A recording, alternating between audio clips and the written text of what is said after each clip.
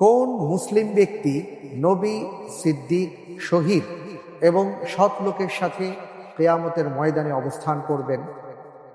ক, সৎ ব্যবসায়ী, খ, চাকুরিজীবী, গ, আলেম, ঘ, সৎ নেতা। সৎ ব্যবসায়ী।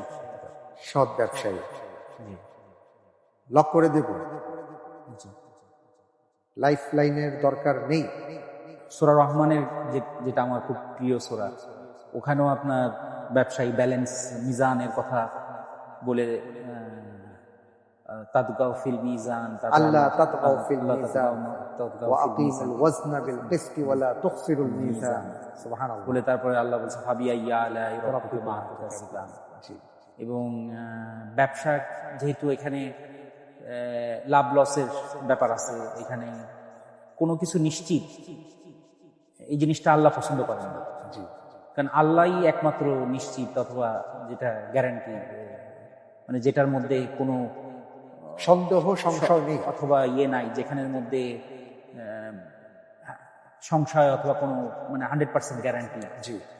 তো যেহেতু আল্লাহর এটা আল্লাহর কোয়ালিটি, এই জন্য আল্লাহ চায় না যে আল্লাহর কোয়ালিটি অন্য কেউ শেয়ার করে।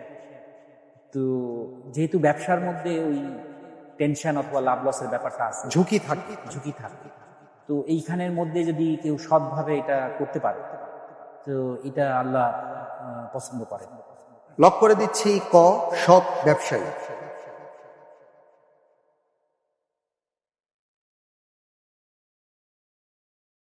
সঠিক উত্তর।